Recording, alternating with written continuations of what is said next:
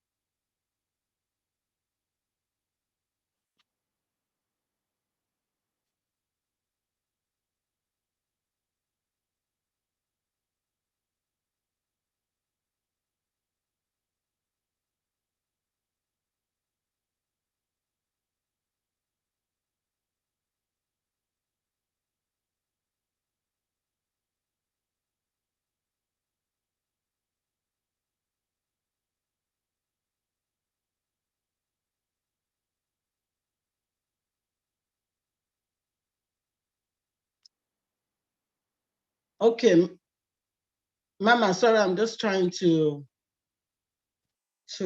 quickly.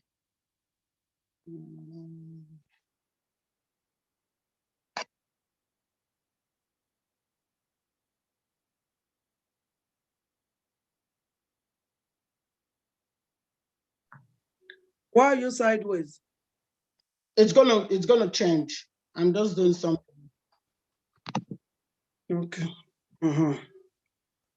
You must say.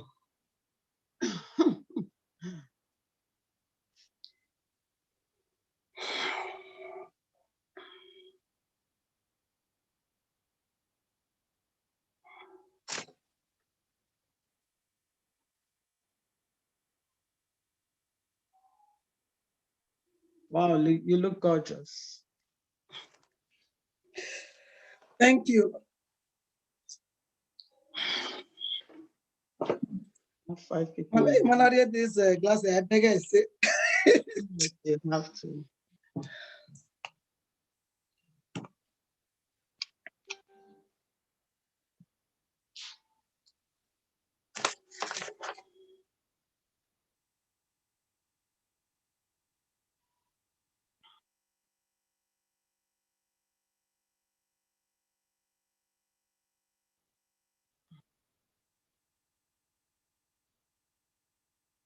Okay, we already have 5 people in the room.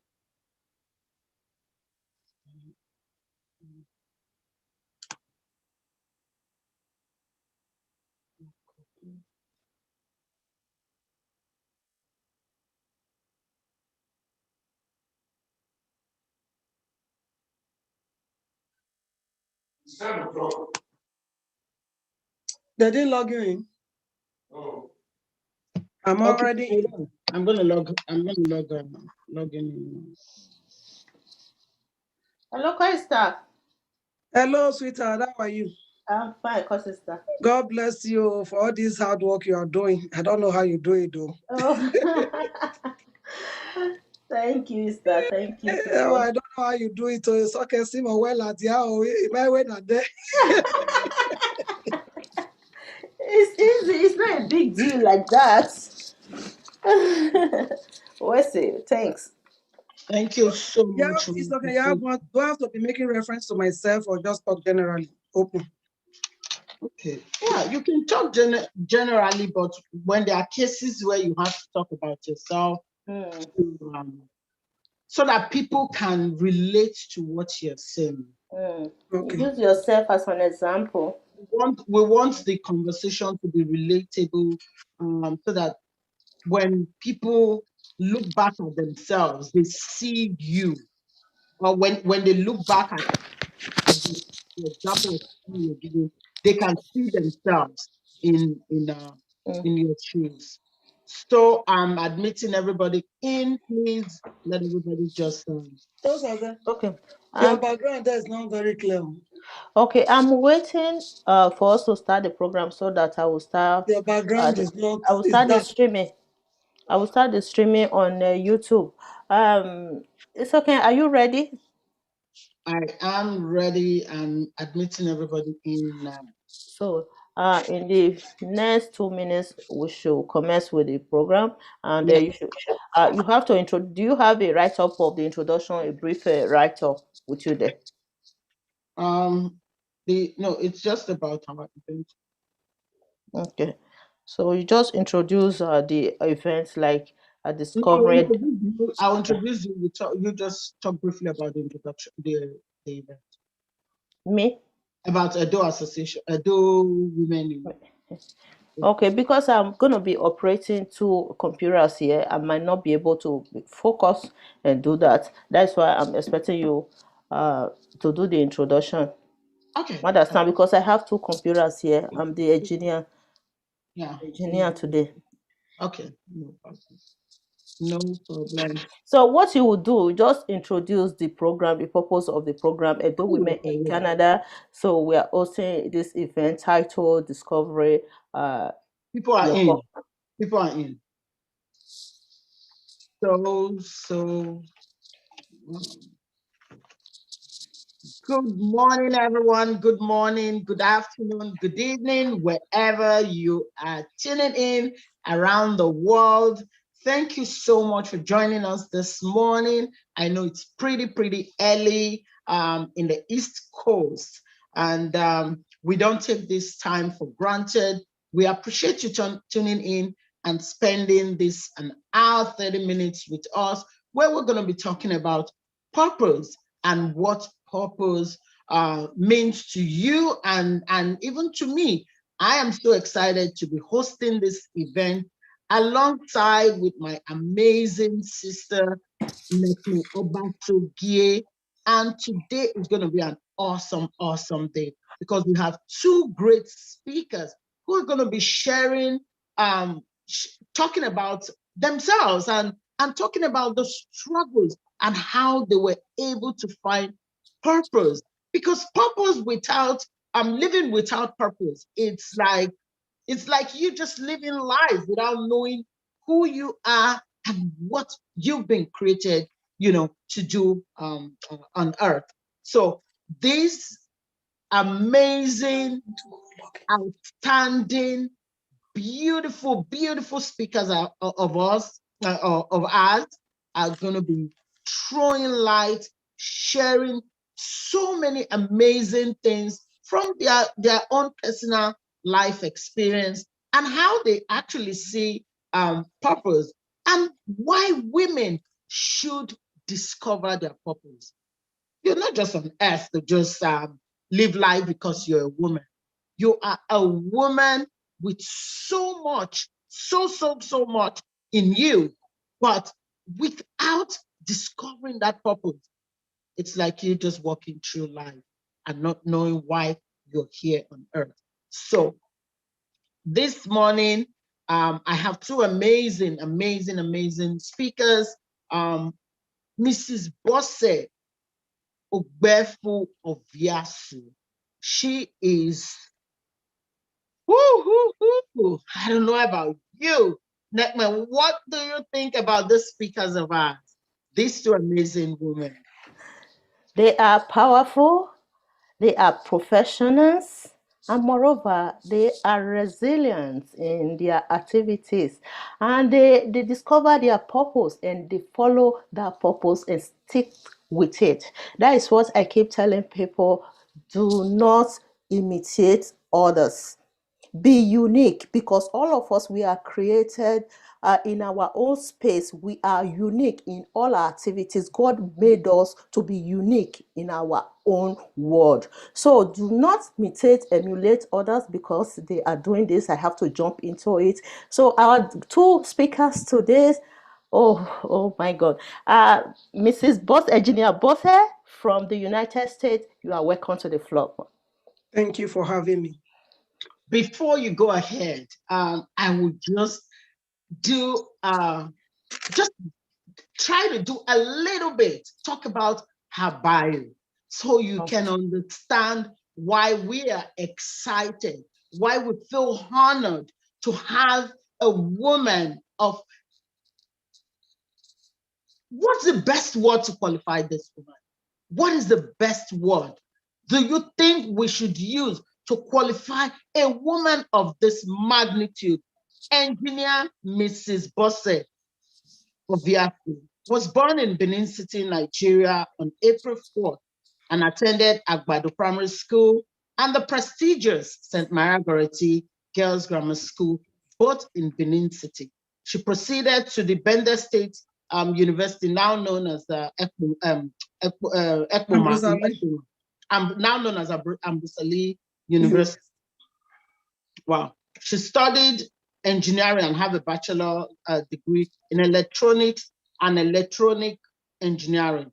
Upon graduating, she worked briefly with Edo Broadcasting Service, EBS, in Benin City before relocating to the United States, where she furthered her education and obtained a master's degree in electronics, electronic engineering from the University of Detroit, Mercy, UDM, Michigan. She worked with notable healthcare services providers, Aurora in Michigan, where she developed a passion. You see what I mean? A passion for caring for people with special needs. This passion led her to incorporate her own organization called Trust Care Group Home, Inc., a non-profit organization that provides specialized residential care services. Her group home currently has 5 facilities which accommodates over 30 residents and provide employment for over 60 people. Wow. Engineer Bosse Oviasu is an active member of the vibrant Edo Heritage Foundation of Michigan and rose through various positions to become the first female president of the association in 2010 as a result of her outstanding leadership. During her first tenure, she was re-elected for a second tenure, leading the association. During her first tenure, she was re-elected, and during this period, she scored another first by leading the association to purchase their own home and own community center in Michigan, which made the Edo Heritage Community Center the first in United States to purchase and own their own community center. That's another big one for Engineer Bosse Oviasu, because I know that is a dream of a lot of organizations in North America, but very few organizations have been able to achieve this. Wow, wow, wow. I salute you, ma. The center is a resource center that can accommodate about 300 people and have become the place for Edo indigenes in Michigan to call home. Thank you so much. Wow, thank you so much, so much, so much. Engineer Bosse of Ogbefu Oviasu is also the immediate past 2-term vice president and 2 tenure of her high school alma mater, Goretti Old Girls Association, GOGI. Wow, wow. A philanthropic non-for-profit organization that has awarded several scholarships to young students in the high school.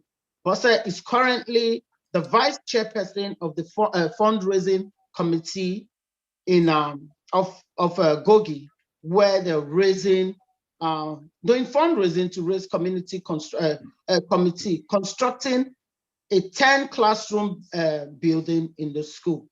Bosse Oviasu is also the immediate past president of Edo Association Worldwide, ENAW, and she also served as a board member.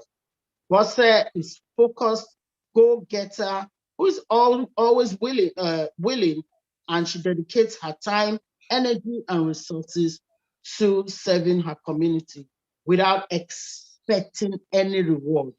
She's happily married and blessed with 3 amazing sons. Mrs. Engineer Mrs. Bosse Obiasu, please take the floor. We are so honored to have you be one of our guest speakers today. Thank you so much. You can unmute yourself and take the floor, ma'am. Thank you, thank you, thank you, thank you. I'm happy to be in your midst this morning. The discussion this morning is discovering your purpose as a woman. Who is a woman? When God created the world, after creating all the living things on earth, he said he has to make an image of his likeness. Then God created Adam. After he created Adam, he said Adam need a helper. If you read the book of Genesis, starting from Genesis chapter 1, by the time you go to Genesis 2:22, you will see when God took the rib of Adam and created Eve to be a helper, the word helper. So actually, women, from creation, we were created to be helper, not just to our husband, but to the community, to wherever we go. So God blessed we women with the spirit of multitasking. If you realize that women, when you are married, you are a wife to your husband, you are a mother to your children. You are a teacher, you help the children with the homework. You are a doctor. When they are sick, you give them Tylenol or Panadol. When they need counseling, you are there. So we women, we multitask. We do a lot of things. That is how from creation, what God created us to be. But a lot of times, we don't know the we don't know the purpose for which we were created. We don't know. But what are the purpose? How do you discover your purpose? Before we were formed in our mother's womb, God already knew us. And he sent us to this world with a purpose. But how do we discover this purpose? If you are the spiritual type, you can discover your purpose through prayers and revelations. Sometimes God can reveal things into your spirit man, and you walk towards it. You believe in it. You train yourself into that purpose. You get it. There are sometimes you don't even know that you have a gift that God deposited in you. Others see you from outside, and they bring out that gift out from you, then you will not realize that, oh, so I am good at this thing. Let me give an example with myself. Being a president in Michigan, I didn't just wake up. I thought about it, but I didn't know. I didn't have the names or the God because we have so many men that are educated in our association. I didn't know I had the God to be able to stand and be the president. I want to give credit to one engineer, Mr. Felici Yoa, who said, Madam, I've seen things that you do in this association. You're always helping. You're always helping when it comes to end of year party. You come up with Santa so that just to spice up the ceremony, you put Christmas things. There are so many things that you put in. I can see things in you, and I know you can do it. He kept telling me that behind the scene, and I said, okay, let me stand up one day. I said, I want to become the president. And as you know, for those that lives in Michigan, that position has always been main thing. But I decided, I said, you know what, I want to be a president. But I could see vision of things, so many things that we can do, more than just holding meetings. And thank God I won that position. When I came in, we were holding meetings in houses, and I said, where the number is increasing, I think it's time for us to have a place to call a home. So that is how the house thing came about that you just introduced. So I worked so hard for us to be able to acquire that building, which we bought without mortgage, cash. So what am I trying to say? discovering your purpose. There are women in our community, in our society that have worked. Each and every one of us, we're all blessed with different purposes. It's the ability for you to be able to recognize the gift that is in you so that you can train, either by training or education, to be able to develop yourself, to acquire it. It takes a lot of hard work. And God created women. We are smart. We are smart women. God created us with smartness, you know. So let's talk about the country that we are in. I'm in America. The first female, the first female vice president of United States of America is a woman. This is a woman that came from, that was raised by a single parent in middle class living. She was catching bus from home to school and struggled. She read law. Then she became the Attorney General in California, of California. And from there, she worked her way through and became the first female vice president, which is the highest rank official in United States of America for female. That is a woman. Let's talk about Germany. Angela Merkel, the Chancellor of Federal Republic of Germany, is a woman. This woman was elected in 2005. She worked so hard in that country, and she was re-elected again in 2009. From 2009, she got re-elected again in 2013. From 2013, she got re-elected again in 2018. She's the current Chancellor of Federal Republic of Germany. Chancellor just like President of America. That is the. So what am I saying? That women have so much power and authority to do so many things if you yield yourself to it. That yes, I can do it. Yes, I have the passion for this. And how do you know about this passion? It has to come from within. When you find yourself doing things effortlessly, you just find yourself doing it. It gives you joy to either to serve people. It gives you joy for you to bless somebody. It gives you joy for you to mentor somebody, to put smiles in the faces of others. When you do stuff like that, it just comes from within. It's not like anybody is telling you. You know that is your passion. You know that is your purpose on earth. So relating that to myself too, there are so many people I have empowered.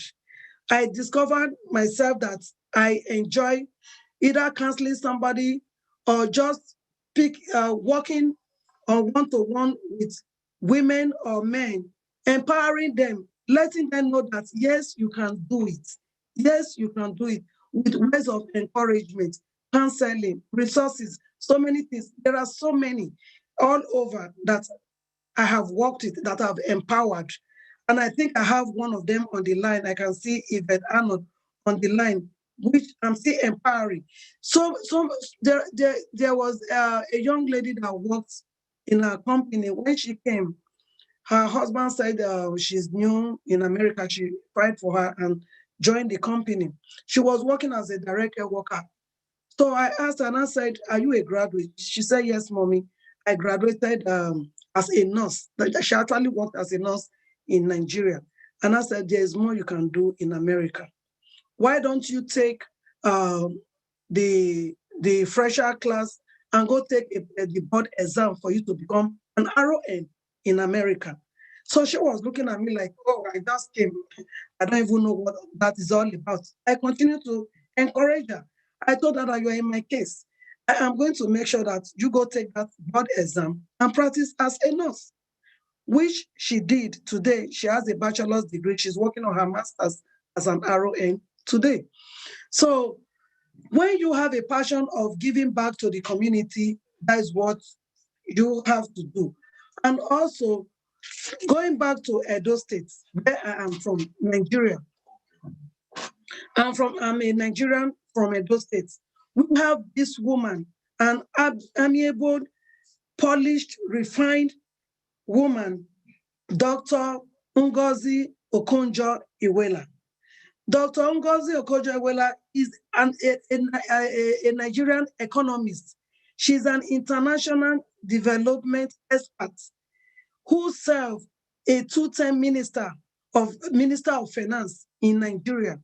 But today, she's the first woman and the first African that have held the position of Director General of World Trade Organization. The first woman. That is a woman, she's a mother, she's a wife, she multitasks. She worked her way through that position. She got that position March this year. So what am I trying to say? I'm from Edo State. Let's talk about Edo State. We all have heard about Queen Idia. Queen Idia is the mother of Oba Esige. Oba Esige ruled in the year 1502 to the year 1550. Oba Esige ruled for 48 years. During the reign of Oba Esige, Queen Idia played a significant role in the rise and reign of her son. She was a great warrior, fought relentlessly before and during her son's reign as Oba of Edo people. Till tomorrow, we still hear of Oba Esigi, Queen Idia, don't we? Yes. So what am I trying to say? Discovering our purpose is for you to know that thing that you love to do best. That thing just comes like just from within. It just comes without stress. You just find yourself doing it and it gives you joy. It gives you joy and it plays a vital role into the lives of others positively. When you see yourself reaching out to others positively, you know that is your passion. So you work on yourself. How do you do that? By going back to school, you develop yourself through education. You enhance yourself through knowledge in education and training for you to be able to move yourself to a higher class. Relating it to my life, yes, I came to America the last day of 1996. In Nigeria, yes, I was an engineer. I read electrical electronics engineer, worked in EBS. Engineer Ogefa was my boss then, before I relocated here. But when I got here, the priority of my coming to America was to have children. So I started trying to sort that problem out through God's grace. Now we are blessed with 3 boys. But during the course of having those children, I decided to go back to school. And I completed my master's degree still in electrical electronics engineering. As far as I was concerned, I'm so good in mathematics. I was, during the time I was schooling, I was teaching 5th graders mathematics. So as far as I'm concerned, that is all I know how to do, just calculate. I'm smart. I can do all these mathematics, all this physics, all this whatever. So that was what I thought that it is. But by the time I graduated, started having children, looking for where to drop the children. Today, the Miss A, please help me pick them from school. Tomorrow, Miss B, help me take care of them before I get off work. My husband said, no, we had these children late. We're not going to toy with them. One of us have to stay at home. Who do you think will stay at home? Bosse. So I have to be the one to stay at home to watch the children while he works. So while I was staying at home, I started praying, God, what can I do for me to be able to have time for the children and also to be able to do something with myself? So that is how the Spirit will say, you know what, why don't I go work in Aurora? I started working in Aurora. That was where I developed my passion for caring for people. Before I knew it, we started our business with the first facility, started caring for people that are less privileged, people that are mentally challenged, people that are developmentally disabled. Aside doing that, that care, that passion, and I discovered that I have so much passion of care, caring for people, taking care of people. So, which I never did know before then. Before then, I thought, yes, engineer, let me do my thing. But it now took me to a different direction. So I started caring. Caring, that is how I cared for my late mother that lived up to 100 years. Taking care of her with passion. You have to have that spirit of empathy, passion, compassionate, for you to be able to put smiles in the face of others where they think all hope failed, gone, you give them hope. You let them know that there's hope. There's so much years ahead of them. So that's how we started, from first facility to second to third to fourth to fifth, employment everywhere.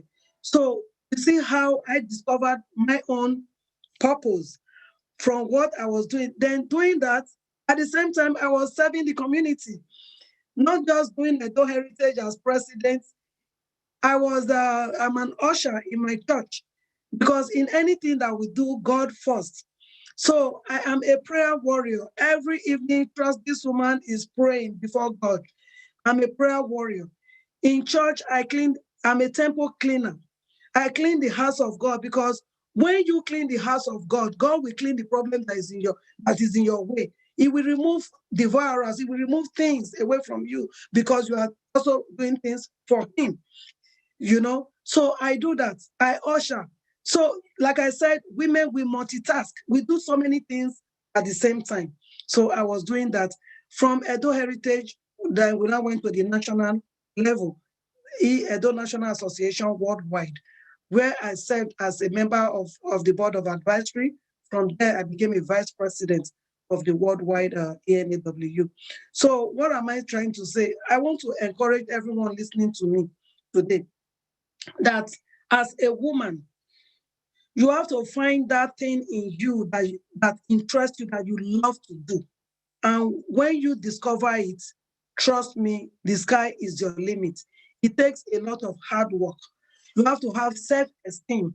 You have to have strong willpower for you to be able to do that. Even when you think you can't do it, sometimes you get discouraged and all that. Tell yourself that yes, I can. Yes, I can. Yes, I can. And really, you'll be able to make it. And also, not just self willpower shows that you are focused, that you have that ego for you to be able to stay strong, strength, self-reliance, self-esteem, strong willpower. That is intrinsic assets for you to be able to know that you can make it. There are sometimes you have family assets by them showing you so much encouragement, or by showing you love, empathy, encouragement, understanding. Families are there on the side to tell you that yes, you are doing a good job, you can do it. And also spiritual assets, like I said before, being prayerful. Being prayerful.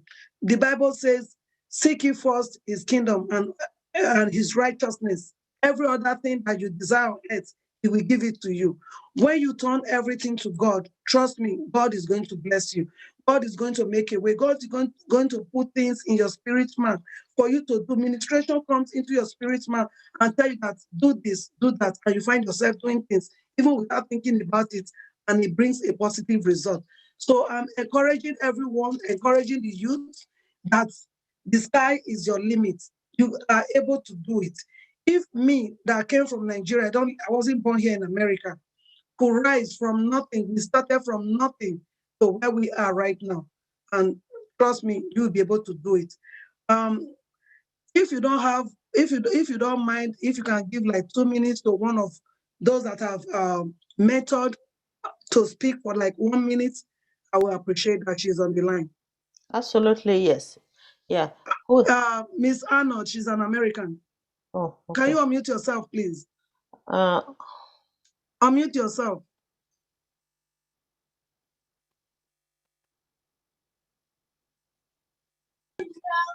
okay. Yeah, good afternoon or good morning. Good morning, everybody. Good morning. Hello. Okay, Yeah. that is Patience. I didn't book Patience. Was it me you called? I was calling Yvette. You can go ahead. It looks like we lost Yvette. Patience, go ahead and say something. Oh, yes, I'll be listening to Mrs. Obiasu. My name is Patience Kogiawe. I'm married here in the United States with 4 kids. Mrs. Obiasu has really been my mentor. She mentored me from the moment I came from Nigeria. She was actually the first person I really talked to. Giving me a job was the first thing she did.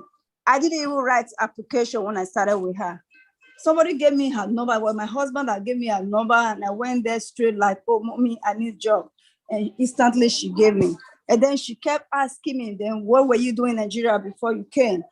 So I told her I was a registered nurse. She said no. So anytime she comes to the home I was working, the group home I was working, she was like, this is not where I want you to work. I know you are working with me. You just have, like, you are so comfortable working here, but this is not a place you should work. You have to write this test. They say there's a way they will write NCLEX that you pass, and then you'll become somebody else. You'll be better than this position you are. And then she kept pushing me. Anytime she sees me, she's gonna like, you have to go read. See, you have to study, you know. Then she pushed me to the extent that, but I wasn't giving up. That was the other thing. So I wasn't giving up. No, she was gonna push me. She's gonna ask me. No, she was encouraging me, not even with her words of mouth, but financially, she got to like, oh, just have this, but you have to. The sky is your limit if you pass this NCLEX exam.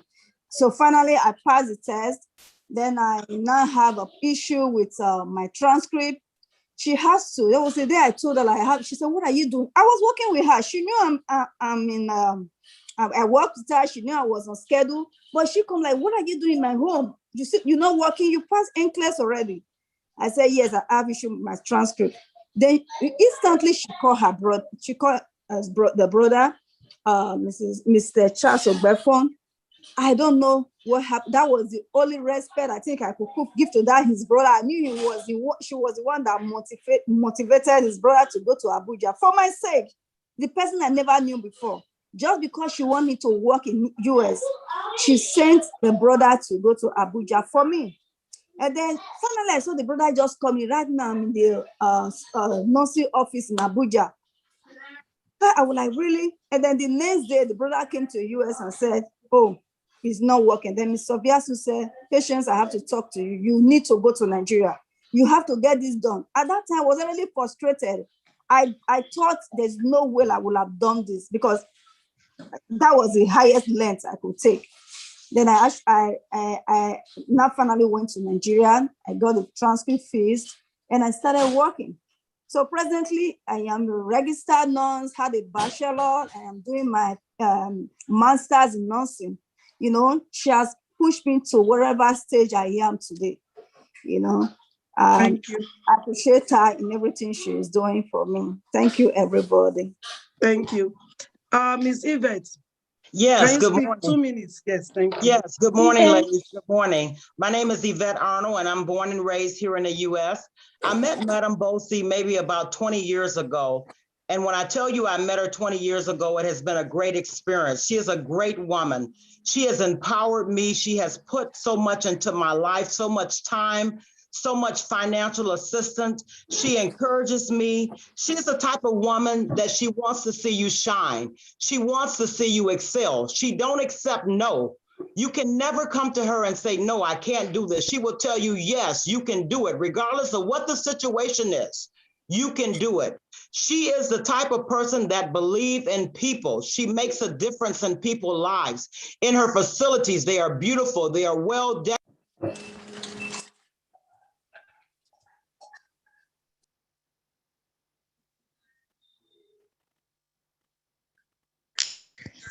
What happened? Yvette, we can't hear you. Can you unmute yourself? Hello? Yvette, we can't hear you. Unmute yourself. Can you hear us? Yvette, unmute, please. Unmute yourself. Encouraging me, letting me know that there is a brighter day. We were not hearing you, Yvette. She didn't mute herself. She didn't mute herself. Okay, go ahead. Oh, you unmute yourself. Unmute yourself. Okay. Can you hear me now? I hear you now. Yeah. Yes, I met this woman years ago, and since I've met her, she has been an angel in my life. She is very compassionate. She is very giving, very kind, very loving.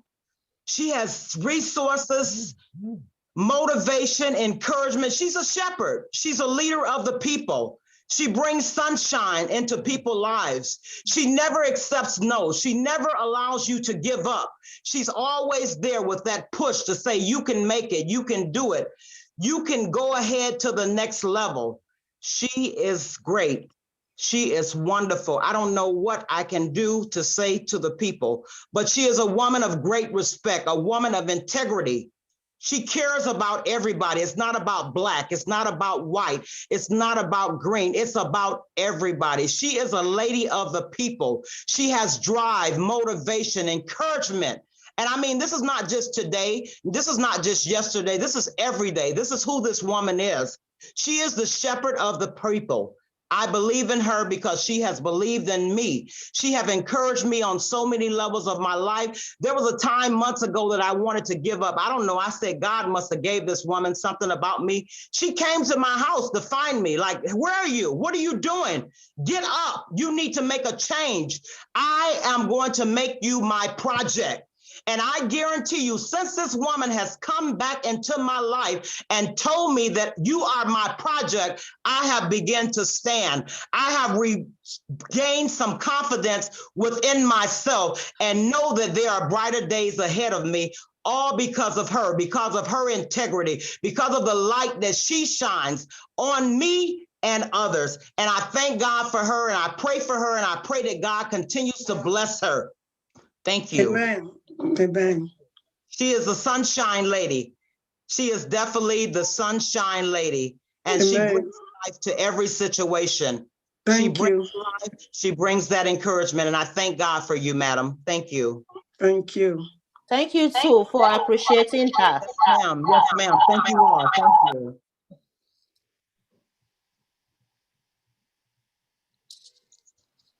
Wow. Thank you so much, Yvette. That was actually that was an amazing testimonial coming from someone that have touched lives. So yes, ma'am. You can attest to the fact that she discovered her purpose. Yes, and ma'am. She ran with it. Yes, ma'am. To lift people up. Yes. What people? And there was one thing you said, I will make you my project. Yes. When can go to that length to say, you have become my project. Yes, ma'am. It is now, the burden is now upon me to make sure that you find your own purpose. Yes, ma'am. Discovering your purpose as a woman, it's not just about you waking up and staying in one place. Yes. And then shutting the world against you. I've heard people say that, oh, I'm very quiet. I can't really do this. I just love going to work and coming back. Oh my goodness. I just want to let you know today that no, God created you for more. God created you for a purpose, not just for yourself, your immediate family, and maybe friends around you. You are a voice. You carry a story. People need to hear your story. Yes. In order for them to get, to find hope. Thank you so much, Ms. Yvette. I really appreciate you. We're going straight on now to call our next speaker. We will give people an opportunity sometime later for people to ask questions. Please have your pen and have your questions ready. I am quite sure Engineer Oviasu and our next guest will be ready to take questions quickly. But if for any reason, you can also make use of the chat section there. Please try to get the chat box busy. I know we're streaming on YouTube as well as on Facebook. So if we have questions coming from Facebook, YouTube, please get everything on. We will take all questions for sure. So I am going on now to get our next guest. Oh my God, our next guest is also a trailblazer someone that has so much to offer. Today we have the privilege, we have the honor to have Michelle Foster Ni-Oke. She is a 17-year veteran of the York Region Police Service here in Canada, who holds the rank of sergeant. Michelle is the highest ranking female officer of Nigerian descent in Canada, in Canadian policing. So that's we know. She runs it, and she also runs a successful real estate business in Toronto, Canada. Michelle attended Command Day Secondary School, Ikeja in Lagos, Nigeria. She holds a Bachelor in Justice Studies and Masters of Arts in Leadership. Some of her philanthropic endeavors involve volunteering for the Leonard Britwell Afrocentric Program, Leadership Conference, Nigeria Resettlement Center, and her local church, to name a few. Michelle endeavors to mentor young Black girls within our Black community here in Canada. She influences the community by helping women and girls find their voice and occupy their space. Michelle is happily married and mother to two beautiful, amazing kids. Michelle, thank you so much for joining us. We don't take this time for granted. I know you're actually at work right now. Michelle, please take it from here. Thank you so much for joining us. Hello, everybody. Good afternoon. How is everybody doing? I hope you guys are doing very well. And like Isokin rightfully said, I am at work. Can you hear me okay? Can everybody hear me? Yes? Okay, great. So I thought a little bit, when Isokin had asked me to speak, I thought a little bit about the topic and inspiring women. And I just tried to go through the archives of my life and just to see who are the women that inspired me. And then when I looked at the women that inspired me, I thought, what did they do? What specific actions did they do that made those things that they did in my life so inspirational? And that's how I kind of approach today. So I'm going to start the day off by telling you a story. And the first person that came to my mind when Isokin asked me to speak was actually my mother. And I'm going to tell you a little bit about how I landed into this career of policing, because when I was a young person, if even my grandfather will tell you now that everything I used to say was medical doctor. I was going into the medical field as far as I knew my life was concerned. So how my journey started is when I came to Canada. I finished school. I went to one of the community college. I graduated and I started working. And when I was working in the insurance industry, and I was working almost 9 to 10 hours a day at the office and bringing an extra 3 hours to 4 hours of work home just to stay on top of my workload. And I wasn't making a lot of money. So I said to myself, after a while, you do this for a few years, we're human, we're going to get burnt out. So I started to get burnt out. I was living at home with my mom, and I would just complain because I did not know any other way. And the only person, it was like, Mom, yeah, my mom, you have to listen. You have no choice. So she would just listen to me. And then she sort of suggested, Michelle, why don't you join the gym? And, I've heard that if you join the gym, it's a way of relieving stress. So I said, that's a good idea. So I joined the gym and I started working out. And this is to say how God is, how things come together. So I just started working out. I found this personal trainer. I was like, oh man, this is enjoyable. I'm enjoying it. I'm, the frustration I have building inside and taking it out on the gym equipment, and everything was going good. But then it got to a point where the workload just kept increasing and I didn't have any time anymore to go to the gym. So it was kind of like, oh man, okay, now what am I going to do?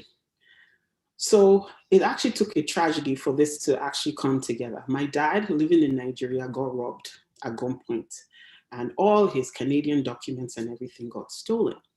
So he quickly called home. We thank God he had his life. He was not killed in the accident. but we had to go and report that all his driver's license, everything has been stolen. So we went to the police station, and me and my mom were best of friends. I went with her to the police station to make this report. Behind the counter was a lady, and she just looked so confident in her uniform. And I was like, man, look at this. And my mom was like, okay. So she said, please, she was very pleasant. She said, please sit down. I'll serve you in a few minutes. My mom and I are sitting there. And my mom just says to me, you, this girl, you are always complaining about your job. And my mom is not Nigerian. My mom's from the Caribbean, but my mom has lived in Nigeria. So I tell her she's an honorary Nigerian. So I tell her, she says, you are always complaining about your job. Look at this lady. She doesn't look like she has stress. Why don't you go and be a police officer? I looked at her, I said, Mom, what exactly are you talking about? Like, I'm not even, please don't say that ever again. I'm not interested in anything like that. So I then went, and after we filed this report, life went on. I now started doing some little research about how to become a police officer. What do you do? What do you have to do? Okay, first thing, fitness. Okay, well, I've already started working out. That's it shouldn't be too much of a problem. And I started looking. So one of those things, back then, I'm a bit of a procrastinator. So I'm not, as much as I'm talking about it and I'm getting all the knowledge, I'm not necessarily doing anything other than reading to get into this field. So there were a group of ladies who we all used to take the train home after work. So I jumped on the train with my group of ladies. We're all there talking. And I just blurted out that, oh, you know what? I'm actually thinking about looking into this policing of a thing. And my girlfriend said, oh my goodness, you will be such good at that job. You know what? I have a family member I'm going to introduce you to. Friends, I work with this family member that she introduced me to here now at this. And it has been 17 years later.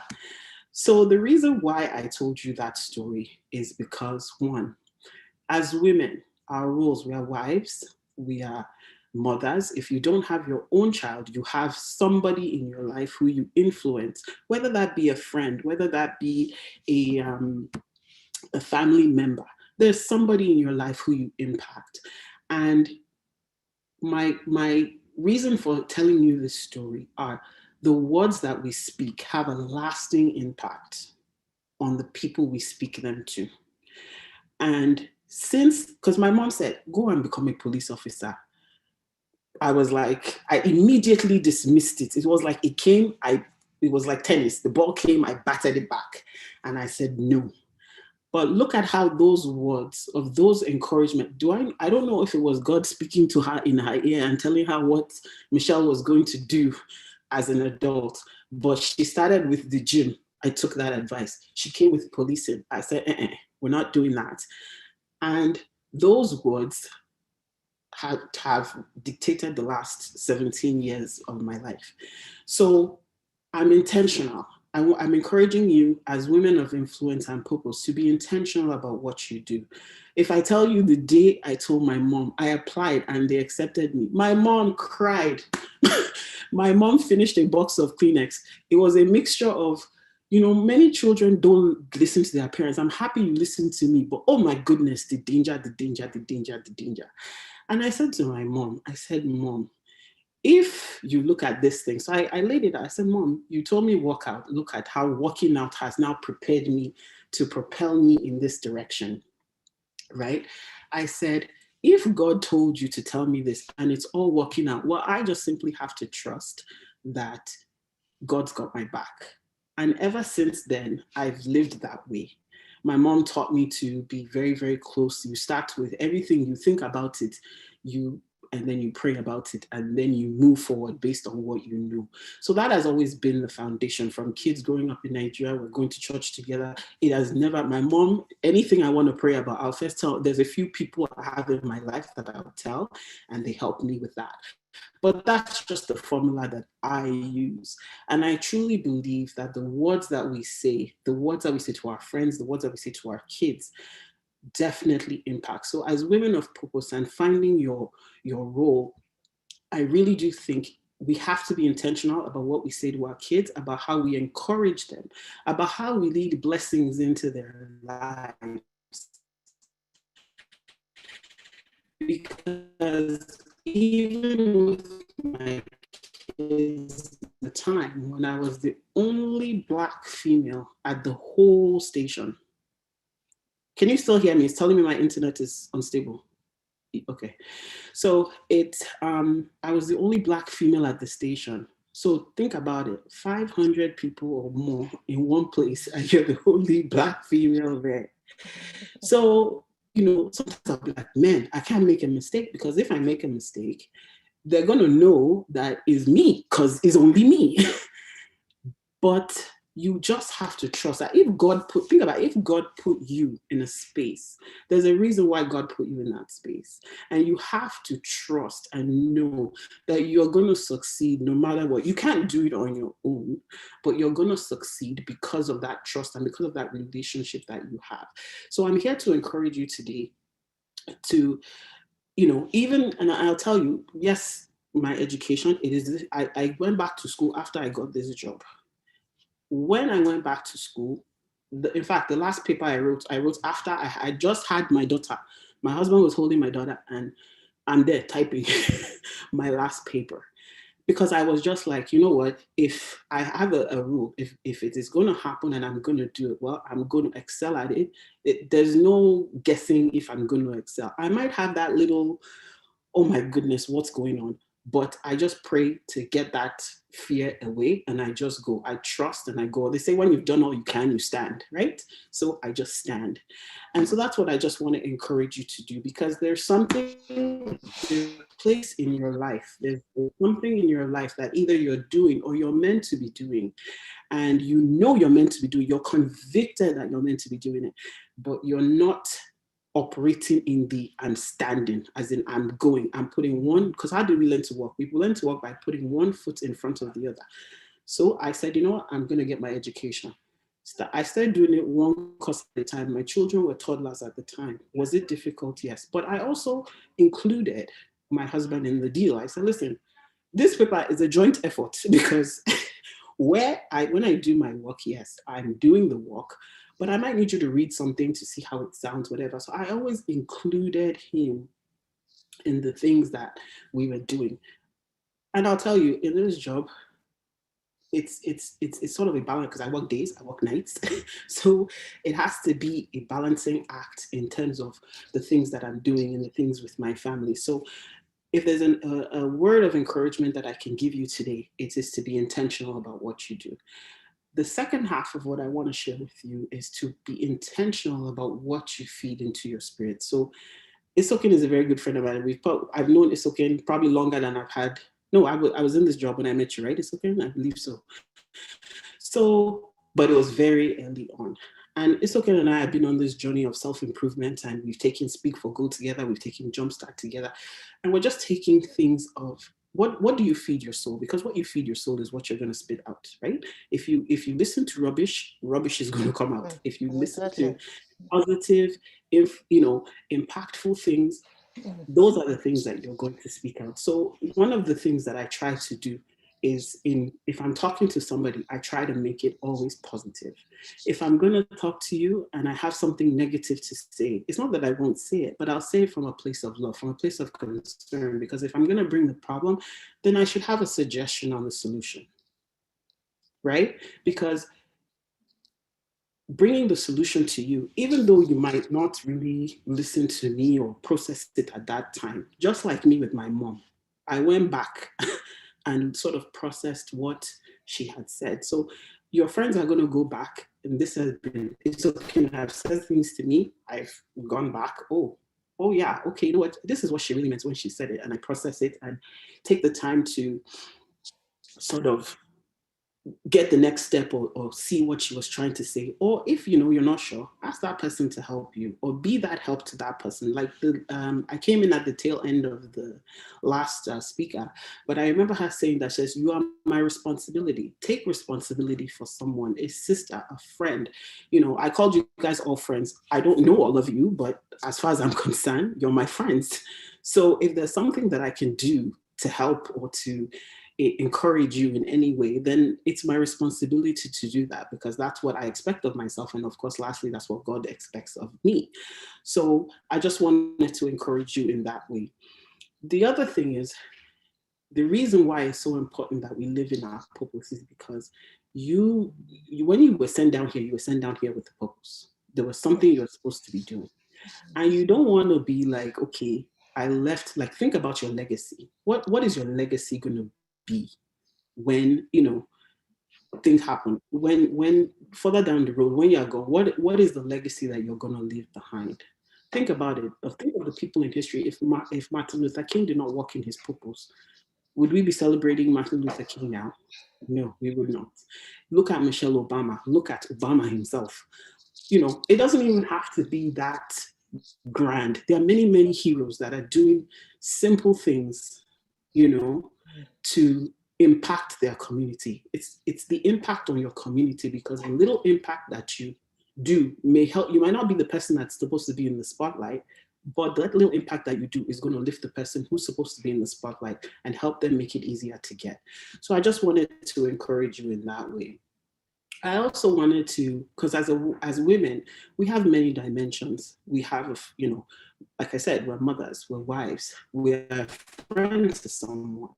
So in your different dimensions of your life, I just want you guys to think about financial dimension. What does that look like? What do you want it to look like, right? Are you, for example, one of the things I did myself is like, okay, finances. I don't know a lot about finances. Let me go and get some information to learn so that I can bring myself to that place of where I want to be. In terms of your friends, as your friends, how do your friends see you? When you come together with your friends, what does that space look like? As girlfriends, what do you talk about? What do you do? Because I think as women, we have to influence every single aspect of our lives in terms of finances, your relationships, with your friends. I'm just naming a few different places, in terms of your spiritual walk. What does that look like? And I just try in my, and I'll tell you, Isokin wanted me to talk about this, but there was a time when Isokin would be like a loudspeaker blasting Michelle. I was hiding. Crouch down hiding because I'm shy. I would be like, no. She'd be like, how can you have the job and you're so shy? I'm like, it's not that. It's just because in the community, in the Nigerian community especially, it was, I had received initially some negative feedback anytime I said what I did. So I just said, okay, you know what? I'm just going to not say anything about it at all. And then it wasn't until the other day, a few years back, that it was like, why exactly are you hiding? That do you know that you're the only one from like Yoruba land that we know? And it was kind of like, wow, and what does that mean? So I just want to encourage you that, just like when you start that one step at a time, moving in the direction to what your purpose is, or to fulfilling your dream, or to fulfilling what you want to do, that, speak about it. Because if I didn't say what I said on that train that day, I would never have met that person that I now work with now. And it was that person that was really like the wind behind my back saying, no, do this, do this, do this, do this. And look where I am today. So as women, again, just to highlight, just be intentional, be purposeful, help in little ways you can. I came across a little, a little clip that someone sent me yesterday, and I thought it was so true, and I thought how awesome that I got it yesterday, and I'd like to read it to you very quickly before I go. And it says, they bought balloons to a school. One was given to every student who had to inflate it, write their name on it, and throw it down a hallway. The professor then mixed all the balloons. The students were given 5 minutes to find their own balloon. Despite the hectic search, no one found their balloon. At that point, the professor told the students to take the first balloon they found and hand it to the person whose name was written on it. Within 5 minutes, everyone had their own balloon. The professor said to the students, these balloons are like happiness. We will never find it if everyone is looking for their own. But if we care about other people's happiness, we will find ours too. So I just wanted to leave you with that. And if you have any questions, like I said, I don't know who wrote it, so I can't, sorry, give credit to the person who wrote it, and I give credit to who it belongs, but I just thought that was very, very inspirational.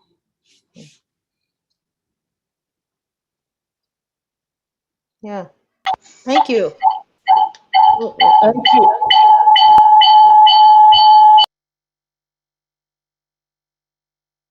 Thank you so much. Thank you so much, Michelle. We just appreciate you. I know that you try to just concise everything, because if you go on today, we will not be able to leave this place on time. I know that you've shared some very interesting story about your upbringing, um, because first you were not born in Nigeria. Were you born in Nigeria? No, I was not. I was born in Canada. Oh wow! So how did you end up in Nigeria and attending command secondary school? So, like I rightfully shared, my parents met here. My dad is Nigerian from Oyo State, and my mom and dad met here. They had me, and when they had me, my mom decided, listen, you have to know your dad. You have to know your dad's culture, and she just decided that, listen, I'm not.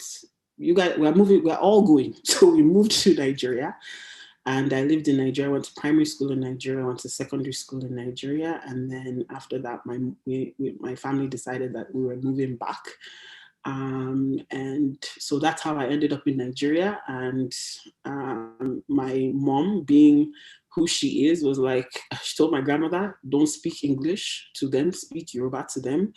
uh, my grandmother, she would leave us at my grandmother's house in Isaleko for like a week so that and my grandmother would just try. And so I think I've lost a little of it now, but I still like understand Yoruba. And in cases, it's actually helped at work where it's like, oh, I might not be able to speak it back to you properly, but I do understand what you're saying. And it breaks down barriers because,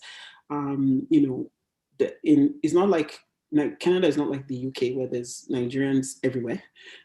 We don't have as many here. We do, now it's improving, but it does because I'm able to educate my coworkers and speak on things that are, that are cultural. And I identify very much with my culture. My children have never been to Nigeria. My plan is to take them there. COVID kind of put a break on that. But if you see my daughter eat pounded yam, you will think, if you see my daughter dance to our music, watch our movies, you will never ever know that this child has never ever stepped foot in Nigeria. So I try to just emulate what my mom did for me so that my daughter also will be able to see that. So that's how I ended up in Nigeria and speak a little bit of Yoruba.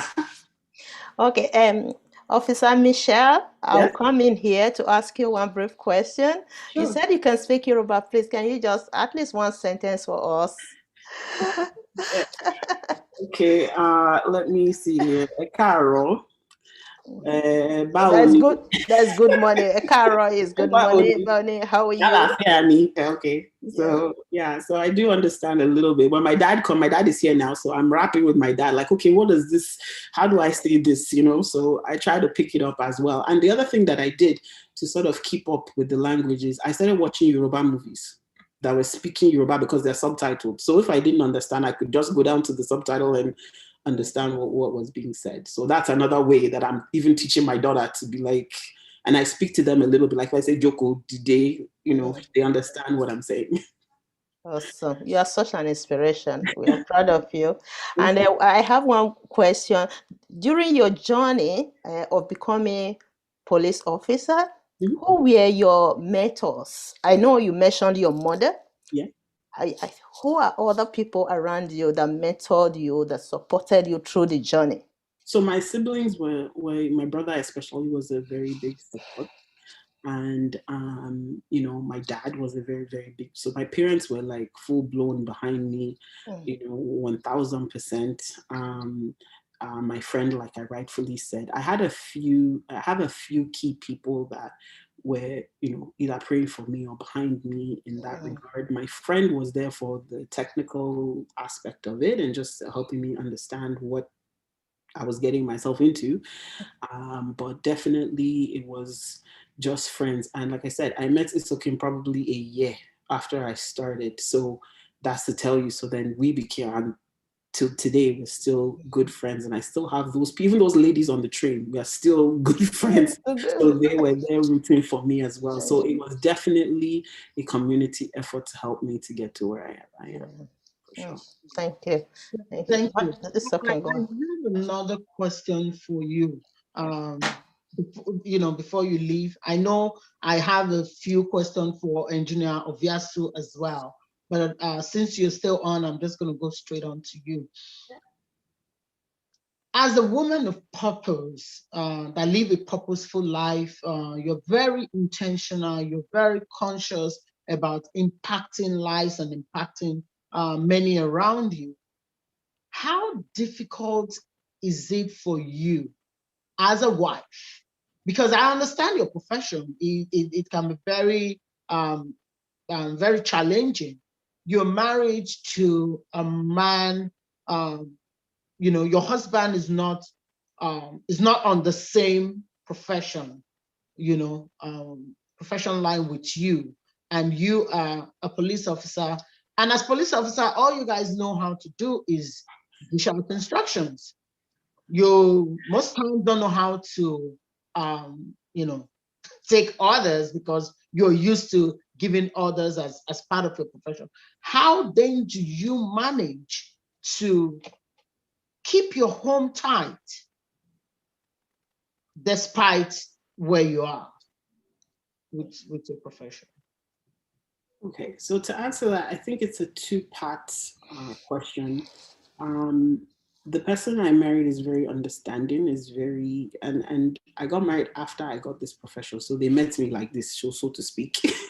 And so is very understanding about how it is. But don't get me wrong, there were times when it was because Isokin rightfully said, I think I might have even shared it with her, that one day my mother said, this is the house, this is not out there where you are backing orders and everybody is just listening.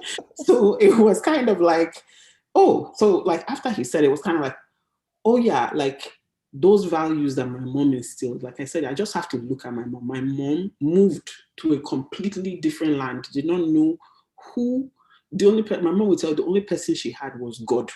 She did not have anybody else. So those values that my mom instilled in me are still there. So, and I always say to people, even when I talk to parents in my line of work, I always say those things you do they are embedded, they're in the DNA of your children, of the people you impact. It might not come out now, but they are there. So those values were always there.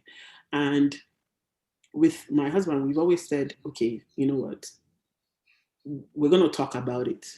And so there was also books that he read, because I gave him a book, Emotional Survivor for Families of Law Enforcement. So he could understand how it is for me. And I could, so because sometimes I come home, I'm in days, I'm tired, I'm sitting down on the couch, I can't even talk. But he now understands that, okay, this is something happened today. So he will quickly okay, kids, let's go for ice cream. And he'll take the kids and just give me that time. The other thing that I do is I make sure I have time for my friends. I have time, because that's where I'm going to, get my little girlfriend time. We'll talk about things that, and that influences. So the happier I am, the more my home is going to be happy. The more, so I create those times to self-improve. I create those times to read. I love to travel, so I create those times to travel. Whether I be road trip, whether I be on a cruise, before pandemic, of course, we were able to do those things. So it's just taking the time for myself to love myself. Has helped that relationship. It's also, if there's something you see and I correct you with love, please just correct me with love, or let's have a conversation about it privately. And then after we had that conversation, well, how were you feeling? Or well, how was I feeling? And it wasn't always like that. Before, yeah, it was like this at first, but then we sort of had to go back to the drawing board of how is this going to work? And even with my kids, I've had to have conversations with them in the climate we are in my profession.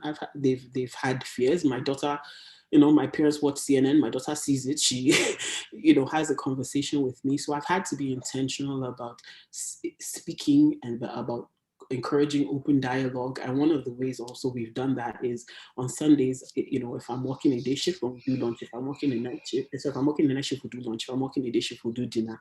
And there's no devices at that table. There's no TV. There's no nothing. It's just time for, how was your week? What do we need to talk about? So my husband and I will do that. And then we'll also do that with the kids. So that has also helped. But it's always just, please don't let something get to the point where it's like, now, I've been doing this for 6 months, it's not a problem. No, when it starts, let's just have a conversation about it. So, and that has also helped. But definitely the books that we had read in the beginning, so I could understand the changes that are going to happen within me, and also he could understand what those are and how he can help me to recognize. So I always tell him, if there's a time, because it's an emotionally charging job, it can be taxing on your mental health as well. And I always tell, if there's ever a time that you see me and you see that there's something not right, please don't even ask. Just throw me in the car and let's go to wherever we need to go to get this sorted out. So I have those check-ins with him. I have those check-ins with my parents. Isokin is also one of the people that checks in with me as like that, because I have to be careful with my mental health as well before it becomes a problem. Wow. Thank you for that. Thank you so much for throwing light to that, because that can be another challenge and fear for a lot of people who might want to go into this profession, but for some reason things like, how would the world see me? How would my spouse manage with my kind of profession? And men too can say, oh, you know what, I don't want to get involved with a woman that is in that line of profession. Within our community, we have these little talks about all women call the cops on their spouses and things like that. So it's good for us to hear from a woman who is in that line of profession saying, oh no, I might, I'm a police officer, but I don't take that route. I don't try to use my profession to make life unbearable for my partner. So thank you so much for that. Sorry, it's okay. There's just one thing I wanted to add. Like, I may be specializing in a certain area, but it doesn't diminish the work that my husband does. If something needs to be fixed in my house, my answer is turn it on, turn it off. If it doesn't work, I pick up the phone or I call him to fix. I don't have that IT, good with that. My husband is very good. He can build a house, break it down. I don't have any, but that doesn't diminish what I do. Doesn't diminish. It's not superior to what he does. He has his own side of life that he impacts. I have my own side of life that I impact, and together we impact. So, like I said, I do real estate. I love that. That's my fun. That's my happy place. So I took a passion and I made it into something, that I enjoy doing. So it's having other interests. Like I said, we're multi-dimensional. So it doesn't, one area, one person's specialization doesn't take away from the other person. And, I was actually sharing this with Isokin yesterday. A friend of ours came to the house and I said to him, I was like, oh, would you like a cup of coffee and whatever? And he just looked at me and I think he just kind of said it before he says, wow, I never thought that you would ever make your We were losing you for some reason. Okay, we didn't hear the first part. I was like, uh-oh. To me, it was strange. I was like, well, why? Like, I'm still, so. It's okay, can you hear me? We lost you for the first, can you hear me? The first part. Can you repeat what you said? We didn't hear okay. you. Can you hear me now? Yes, we can. So what I was saying, so what I was saying is my specialization or my line of work does not diminish from his. Do you understand? Yes, we got that. Hello? You were talking about when you were serving your husband. Can I don't know, for some reason, Yeah, the network is, no, yeah, it's not working. I don't know what's going on. Yeah. Hi, Nisha, are you still there? Okay. It's not here anymore. Okay, she's not. And anyway, I know the story she was actually trying to say. It still bothers me to what we were talking about, where people think, oh, because this person is this, I can't talk to them or I can't get them to do things. Because a visitor came to the house, she was trying to serve the husband tea, and the guy was like, oh my God, I didn't know a police officer does all this kind of things, that you still offer your husband tea and make sure he takes his vitamins. Wow, wow, wow. She's a woman. She's she understands her role in that space. So without taking too much of our time, please, if you do have any questions, feel free to raise your hand. You can use the icon there, raise your hand, or just leave your question in the chat box, because we're going straight on now to Engineer Oviasu to get her on, because we do have a couple of questions for her as well. Yeah. So, Engineer Oviasu, my first question will be, I knew that you came to the US at a point where you were actually flourishing in Nigeria, yourself and your husband. How hard, or will I say, how easy was it for you to adapt into the culture and the system in America, for you to get to this level where you are? Because yeah, we might have some people that are new in the country as well, and then they are second guessing themselves and asking themselves, why am I even here? What is my purpose here? How were you able to do manage that transition? Thank you. It was hard work. You know how it is leaving everything you had back home, coming to a new place, new life, new beginning.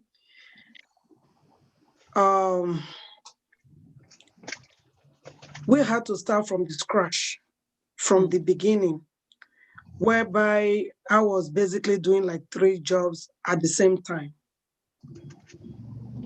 The purpose for which I came to America was the priority of why we were here. So while I was going through that process, you still have to get yourself together to get ends meet. So in the morning, I'll go to Bagley Elementary School to teach. I was teaching mathematics, 5th graders.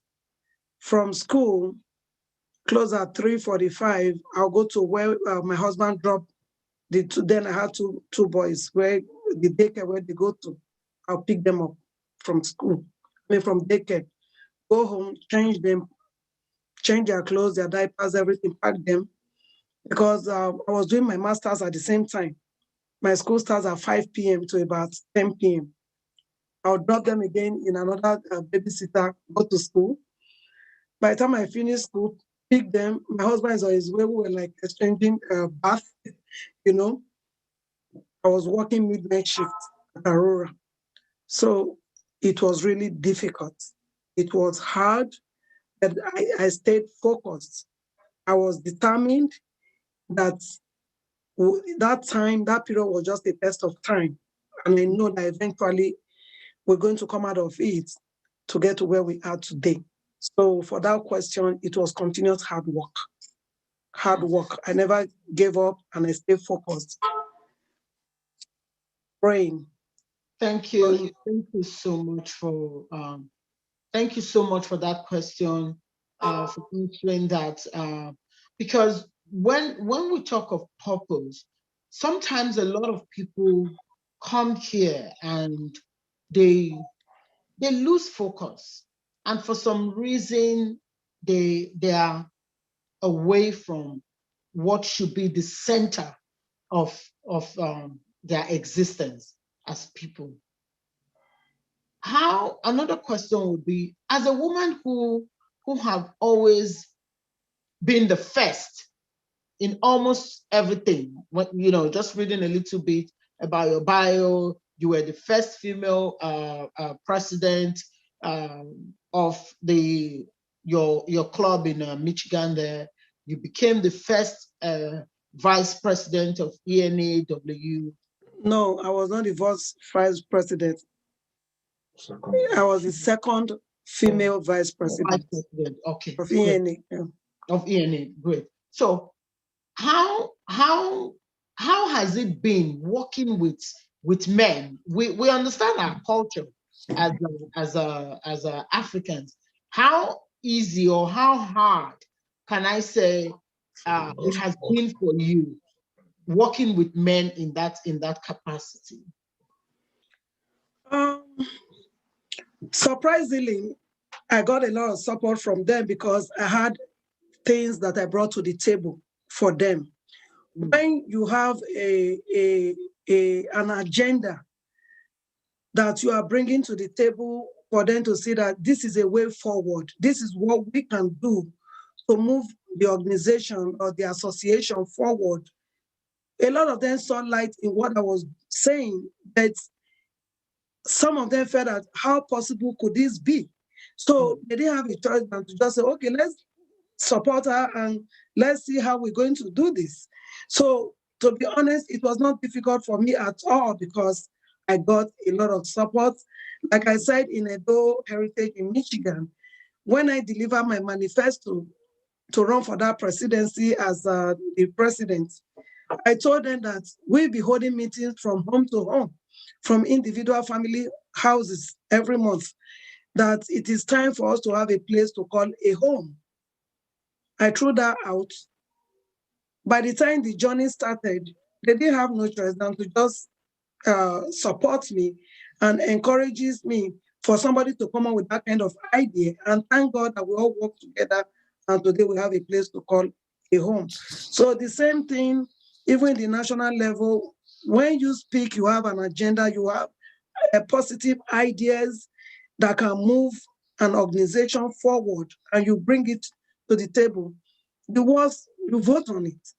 Then by the time you vote on it, whatever the vote is, that is what passes. So most times when I come up with ideas and they vote on it, it always passes because they know that I'm a woman of focus. They know I am energetic, I'm a go-getter, I'm a hard worker. So they just know, we boss, and we know she can move mountains. So I just flow. So it wasn't difficult for me at all to flow with the men. So what I'm also hearing with what you just said is, before you come to the table as a woman, please make sure you've done your homework. Make sure Definitely. you have something you're bringing to the table. So that way, no one can, push you aside. No one can second guess you because they understand who you are. They understand that when you come on board, you're coming with excellence. You're coming with value. You're going to pull through in anything that you start. You start. Thank you so much. And I heard another thing which I really keyed into when you said, when you clean the house of God, God will clean I just coined it my own way.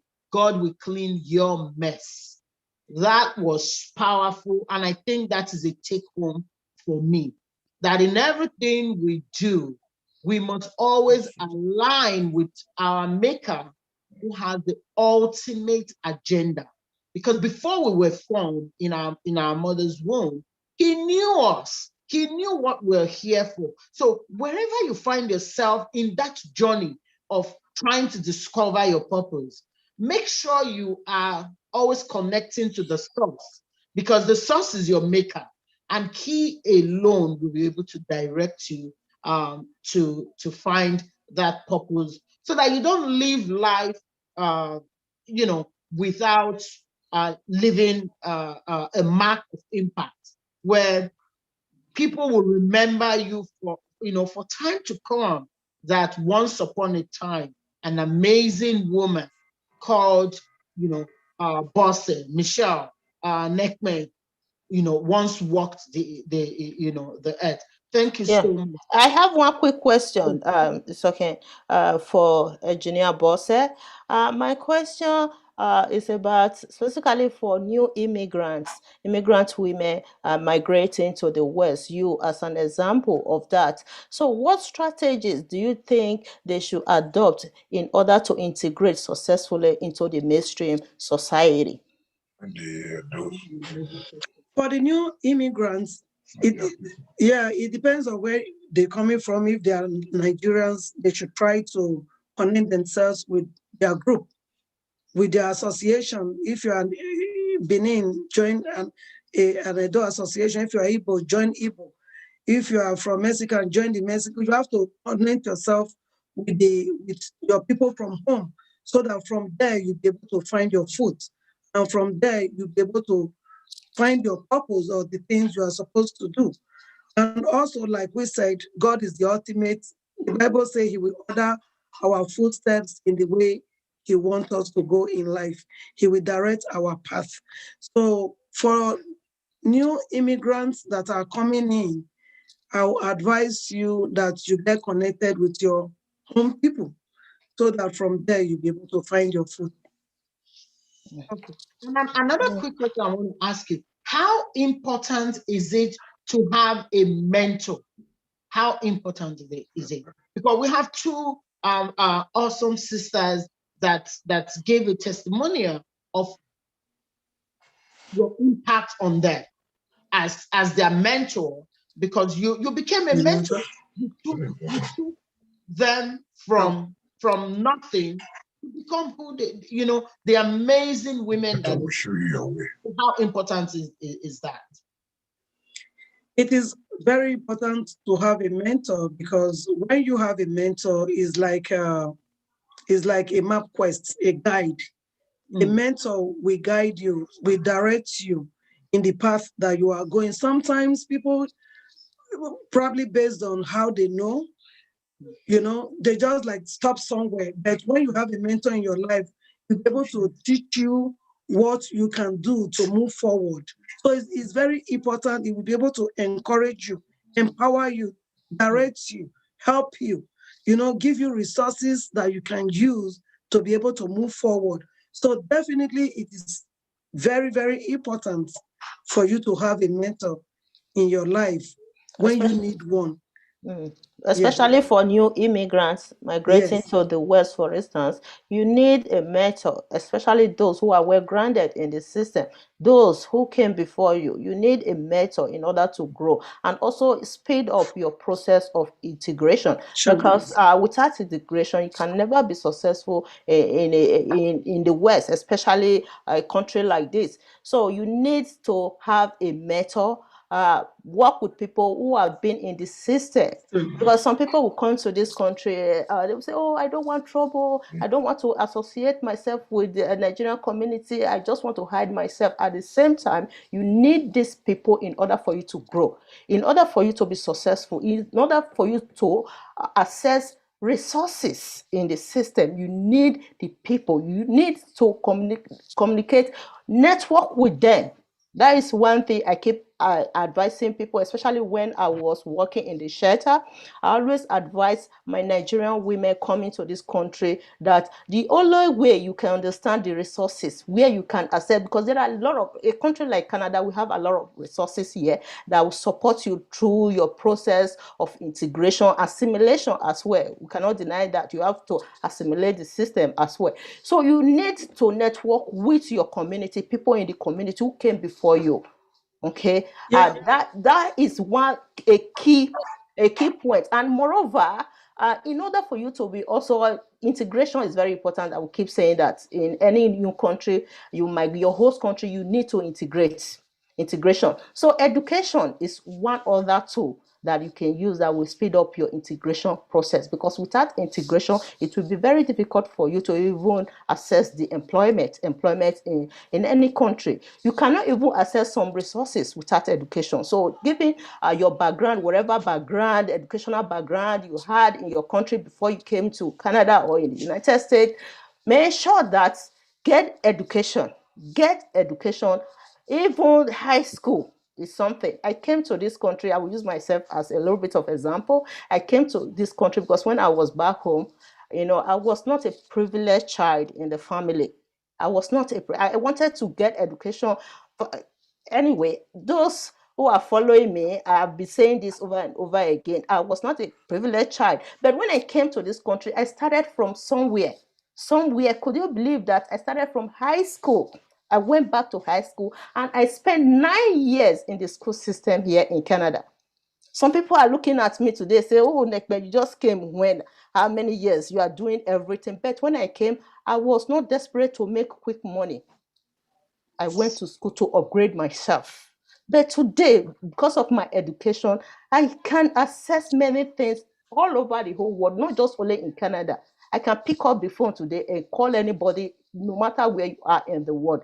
Education is very important as well if you want to integrate and be successful. Don't be too greedy about, don't be carried away by this economic developments.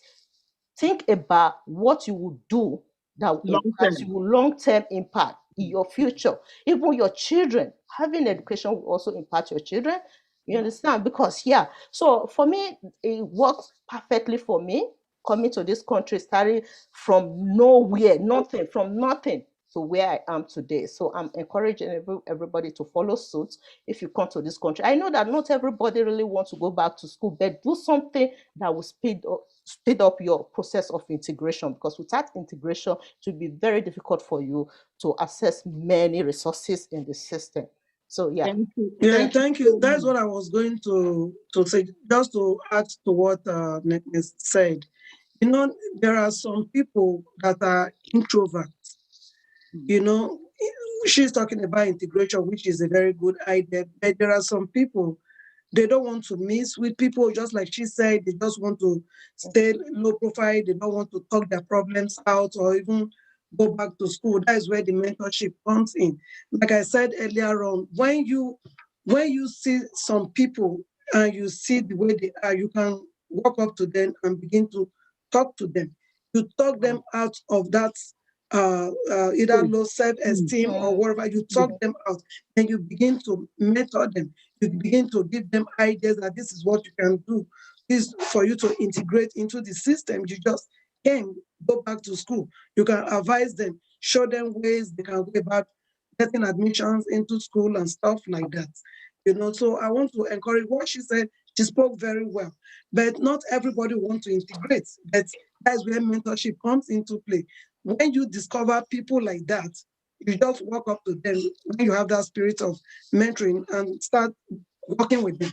So build confidence in them. Like Yvette said, there are some people you just go to them and build confidence, encourage them, give them resources, direct them what they can do to improve themselves or integrate into the system. Wow, thank you. So Thank you so much, Ma. We appreciate that. I can see pharmacist Rosemary here moves hands up. Please take the floor. I will. Okay, you are unmuted already, so go ahead. I just want to thank you, those of you that organized it. I'm really blessed, So I just want to say thank you, to all the speakers. It's really been a good inspiration to me, and I've learned so much because I'm still going through my stages, of being new to Canada.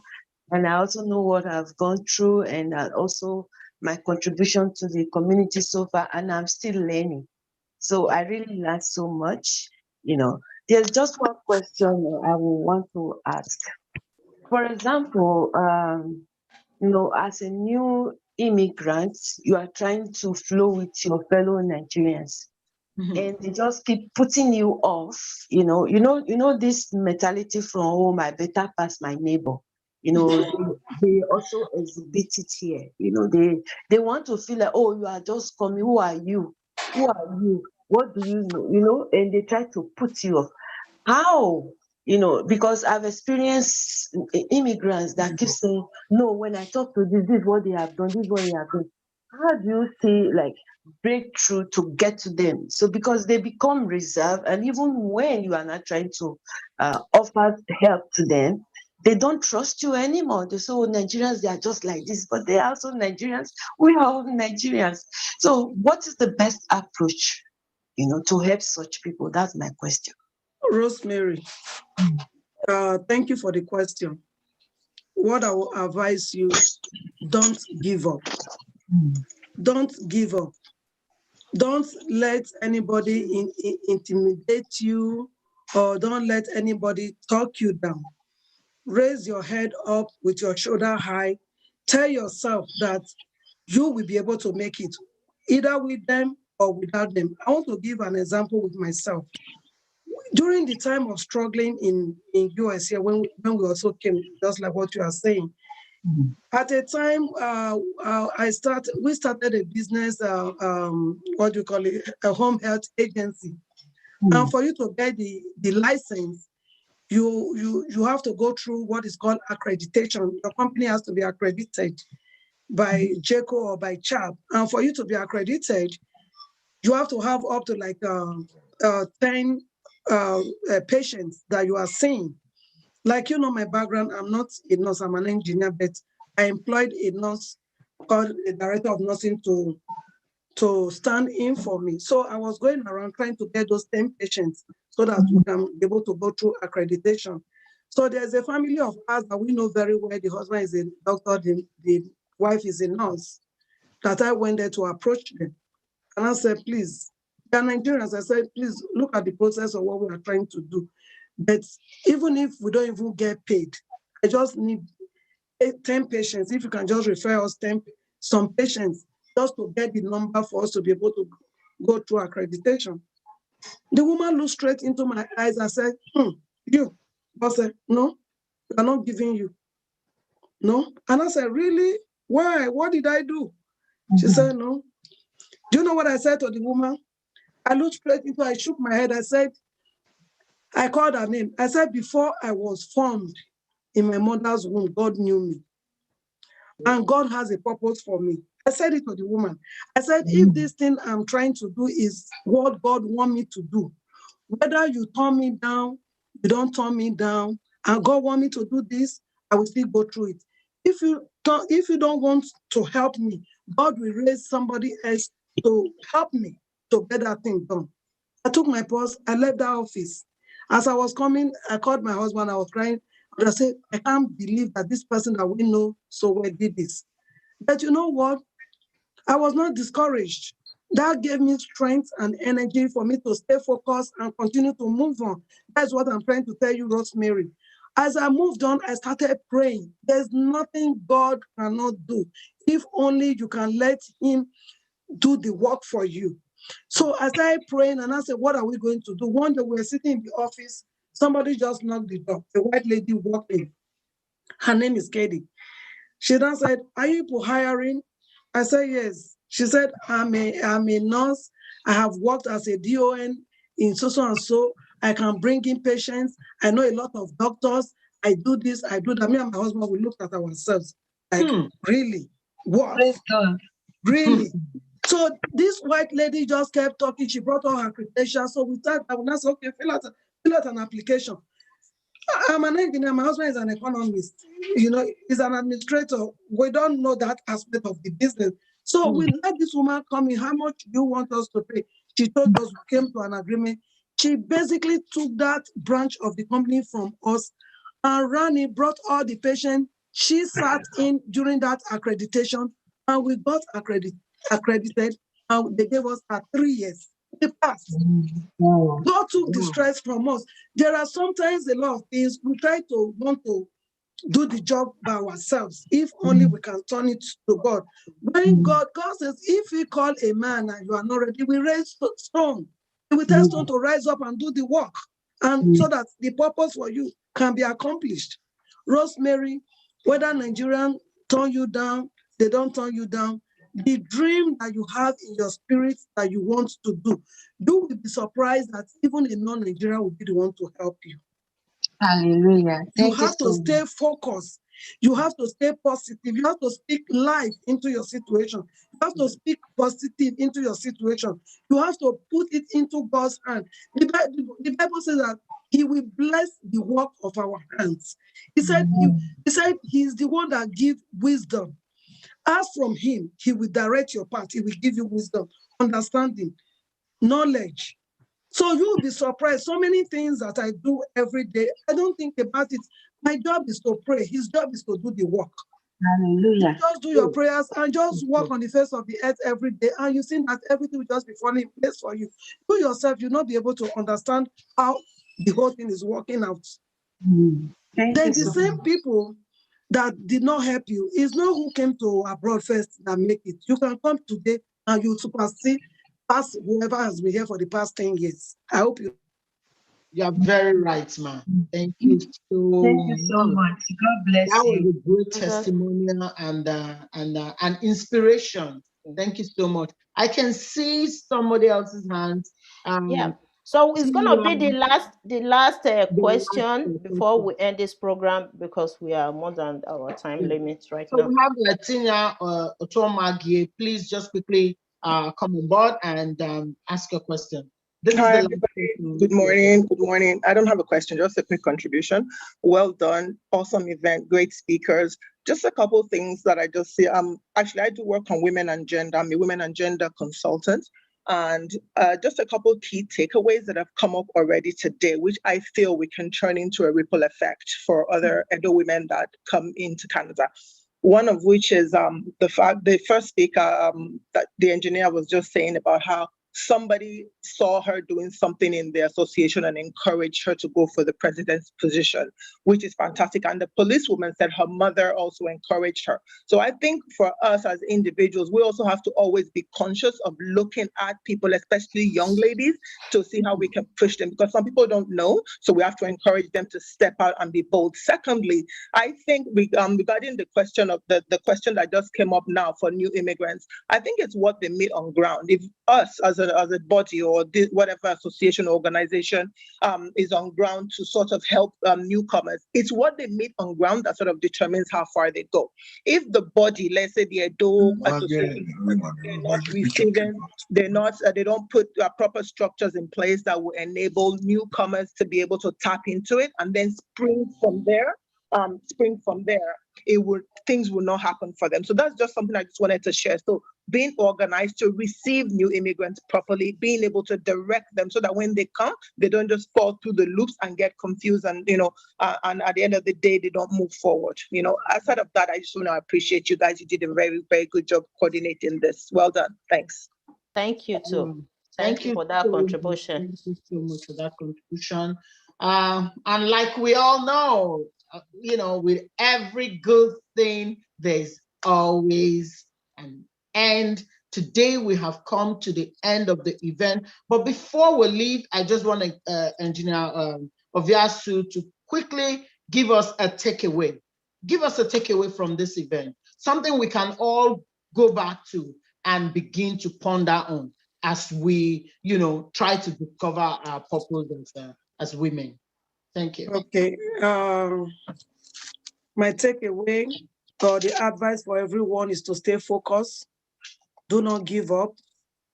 Put your priority first in all that you do. Do not copy others. Don't try to be somebody else. Be who you are. Because each and every one of us have a different purpose. So walk in the line of destiny that God has created you to be. Keep your ego up. Have self-esteem. Okay. Believe in yourself that yes, I can make it, I can do it. And stay focused. Wow. Thank you so much for that amazing takeaway. And for everyone that have joined us across the world, we just want to say thank you so much. Just continue to follow us because this is just one of the segments of our event. We're going to be bringing on amazing women from across Nigeria, across Africa, and specifically from Edo State to tell us their journey, because stories have a very powerful way of, forming people. When I hear you share a story that is relatable, that's something that will take me back to, oh, I was there before. Oh my God. Or I am actually currently in that situation. And then you share a story. And with your story, you are also giving me a solution. So without too much talk, I just want to say thank you for all the amazing speakers.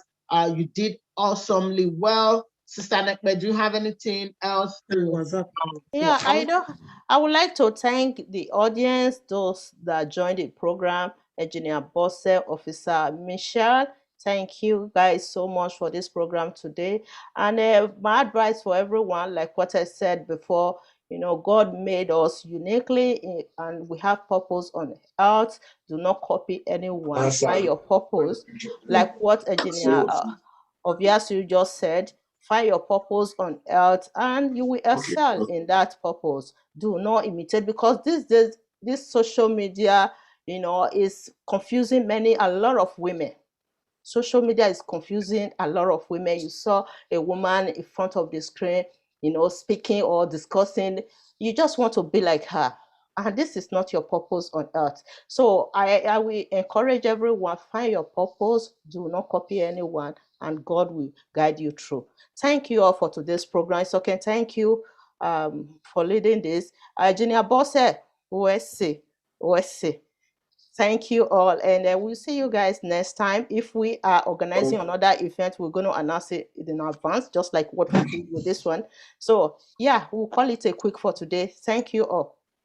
Thank you so much, Thank you. everyone, for joining us. Thank you. May the good Lord continue to guide us and, help us find purpose as we navigate through the path of life. Thank you so Amen. much. And Thank have you a all. Bye. awesome weekend. Thank you for having me. Thank you, ma'am. Thank you so much.